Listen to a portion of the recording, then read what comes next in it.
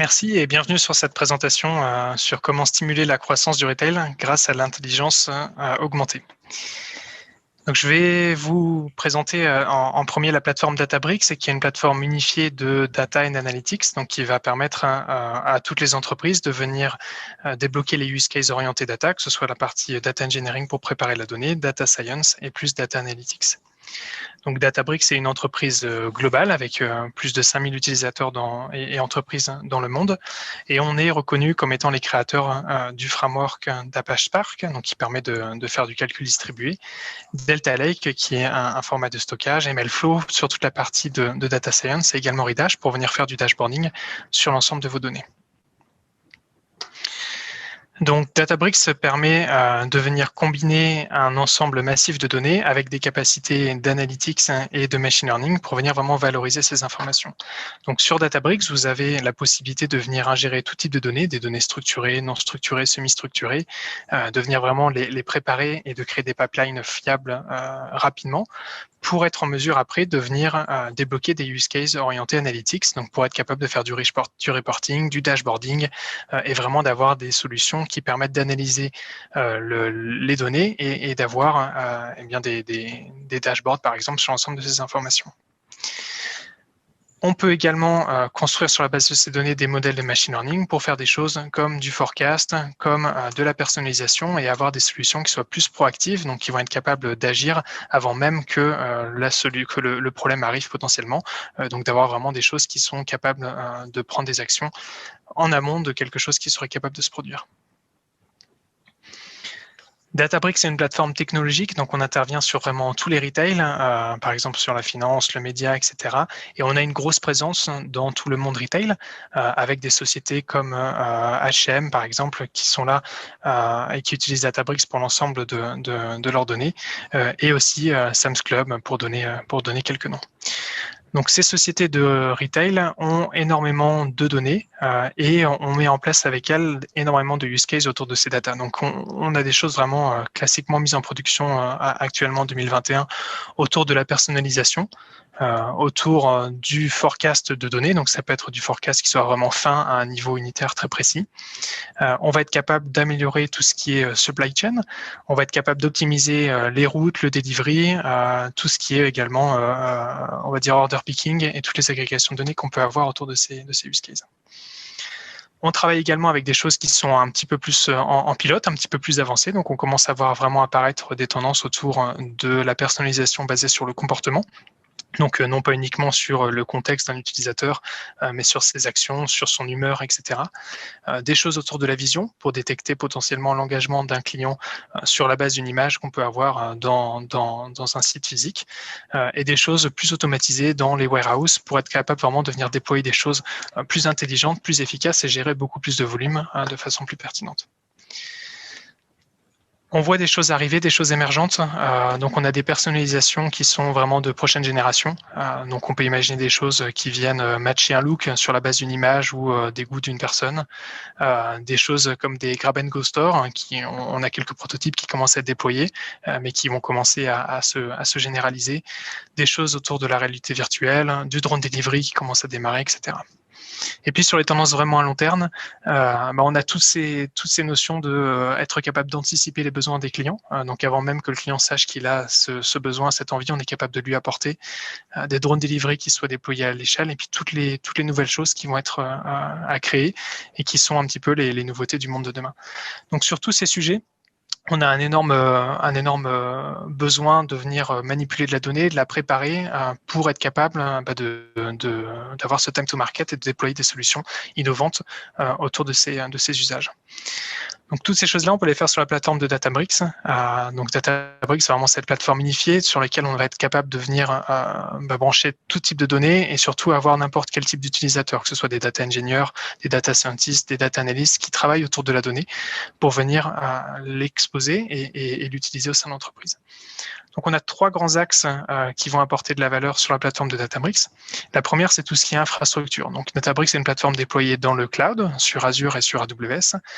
Donc, avec la plateforme de Databricks, on va être capable de traiter beaucoup plus de données avec beaucoup plus de vélocité sur des coûts extrêmement réduits. La seconde axe de valeur, c'est tout ce qui est productivité des équipes IT. Donc, comme Databricks incorpore un ensemble d'outils pour simplifier la vie des équipes IT et se concentrer vraiment sur vos besoins métiers, on va être capable d'augmenter significativement la productivité des équipes.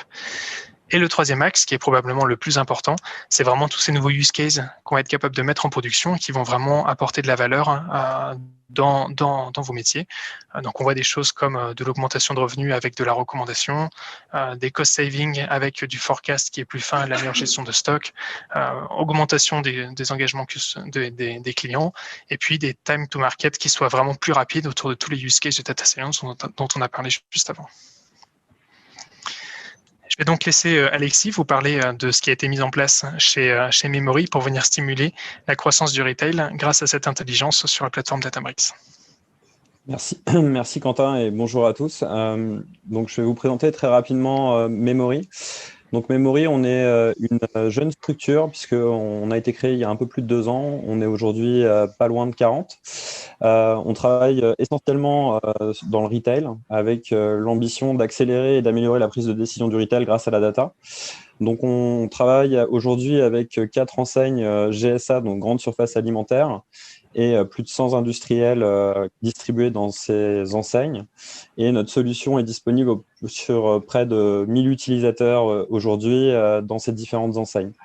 On a une plateforme qui va encapsuler différentes sources de données, donc des données qui vont être des données clients sur des dizaines de millions de porteurs de cartes de fidélité si on cumule ces différentes enseignes, des données transactionnelles, des données internes qui peuvent être liées à des éléments de marge, de taux de casse, donc quand on jette des produits, et également des données tierces qui peuvent être des données des réseaux sociaux, des données de part de marché. Et cette problématique nous a conduit à choisir Databricks pour opérer nos calculs Spark qui sont développés chez Memory et qui sont derrière cette plateforme. Les gros points centraux qu'on vise de résoudre chez Memory, globalement, on est parti de 4 constats. Le premier, c'est que la donnée était souvent non structurée et incomplète. Et du coup, la plateforme, en amont de la plateforme, il y a un gros travail de réconciliation, de nettoyage de données qui nous permet de fiabiliser la donnée chez les différents acteurs chez qui on travaille pour avoir une donnée propre en entrée et donc des recommandations fiables en sortie. On a également un processus de travail qui est souvent homogène entre les équipes et l'outil va permettre de standardiser des approches spécifiques métier par métier avec des KPI adaptés et des modules décisionnels orientés simulation pour chacun de ces métiers. Et 2 points centraux, dans la promesse, faire gagner du temps et améliorer la prise de décision. On observe chez nos clients un gain de temps de l'ordre de 50% quand ils sont en train de travailler sur un levier. Donc un levier, ça peut être la création des assortiments, quel produit on met dans quel magasin, quel produit promouvoir quand on travaille sur la promotion, le merchandising, comment agencer les différents produits en magasin. Et également un impact business, puisqu'on constate des augmentations de chiffres par l'amélioration de la décision grâce à l'outil de l'ordre de 5%.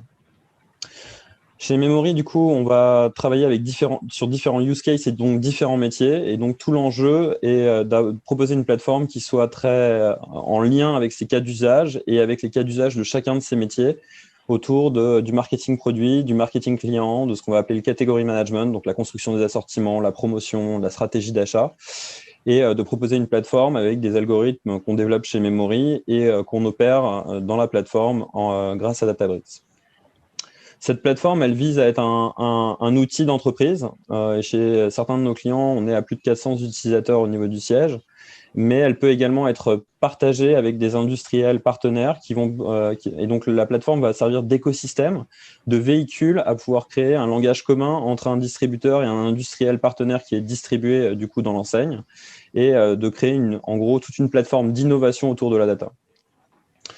Cette plateforme aujourd'hui, elle est notée 17 sur 20 par nos différents clients et répond à l'enjeu principal puisque dans les enquêtes de satisfaction qu'on peut mener auprès de plus de 500 utilisateurs de la plateforme, globalement, notamment l'enjeu de gagner du temps et de prendre du coup des décisions grâce à la plateforme, on est sur des notes qui sont supérieures à 98% de personnes qui adhèrent à ce propos.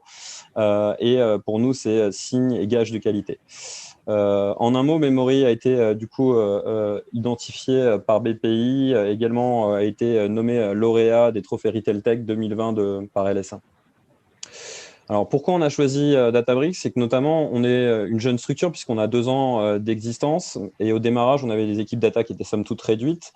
Et Databricks nous a permis en gros de gagner du temps, notamment sur la partie data engineer, où on n'avait pas de data engineer dédié, et d'avoir un outil qui était facilement, où on a pu le prendre en main facilement, pardon. Et du coup, on nous a permis de gagner en productivité dès le démarrage de la société. Il y a d'autres raisons pour lesquelles on est parti sur Databricks, qui sont aussi des raisons qui sont intrinsèquement liées au choix de Spark, hein, la parallélisation des calculs, mais également l'outil Databricks est pleinement intégré aux environnements cloud comme Microsoft Azure et intégré à des gestions de code comme à des outils de gestion de code comme GitHub. Toute la partie automatisation, agilité et scalabilité était un des points centraux. C'est que l'outil a pu grandir avec nous de manière agile, en nous accompagnant selon nos besoins et donc en montant en charge avec les succès qu'on avait pu rencontrer chez Memory. Si je prends un exemple très concret chez des acteurs, par exemple de la grande distribution, une des problématiques centrales va être comment je peux construire un assortiment qui va être orienté client, éviter la redondance de produits en magasin et d'essayer au contraire de proposer de la différenciation. L'outil qu'on propose va du coup, grâce aux algorithmes qu'on développe chez Memory et l'utilisation de Databricks dans la plateforme, va nous permettre en gros de comprendre les différentes unités de besoin consommateurs, la redondance produit, les spécificités au niveau des magasins pour proposer un outil de simulation qui va directement recommander des mouvements d'assortiment, c'est-à-dire des produits à changer de magasin, à monter dans certains magasins, et donc d'offrir un outil qui va faire gagner énormément de temps aux équipes et qui va leur permettre d'améliorer leurs décisions en optimisant ce qu'on appelle la largeur d'offres et du coup en optimisant leurs ventes. Cet outil du coup peut également du coup être utilisé jusqu'à une maille magasin. C'est un outil qui est interactif et dynamique et qui va permettre du coup au métier de construire différents scénarios d'assortiment, gagner en réactivité et notamment pouvoir aller jusqu'à créer un assortiment par magasin si la logistique le permet. Pour prendre un exemple très concret d'exemple de gain de réactivité, pendant le premier confinement du Covid, on a un acteur du coup de la grande distribution qui a travaillé avec nous sur comment adapter son assortiment dans un contexte qui était exceptionnel et qui nécessitait de la réactivité. En gros, beaucoup de produits étaient rupturistes en magasin. On avait du mal à trouver des pâtes, des farines. Et pour autant, il fallait repenser le magasin, donner plus d'espace dans la surface de vente, dans le magasin à ces produits, pour en proposer plus dans les rayons et d'éviter d'avoir des ruptures si on avait du stock qui était disponible à l'arrière du magasin. On a donc travaillé en quelques semaines grâce à l'outil, en moins de 2 semaines sur l'outil, une copie d'assortiment qui réduisait le nombre de produits gérés par ce distributeur de 5% et pouvoir ainsi réallouer de l'espace et donc plus de produits en rayon sur les denrées de première nécessité, les denrées alimentaires. Le résultat s'est traduit par du coup un gain de part de marché significatif puisque l'acteur a gagné plus d'1 point de part de marché pendant la période de confinement du Covid. N'hésitez pas à nous contacter si vous souhaitez en savoir plus sur notre outil. Je vous remercie pour votre attention et n'hésitez pas à poser vos questions.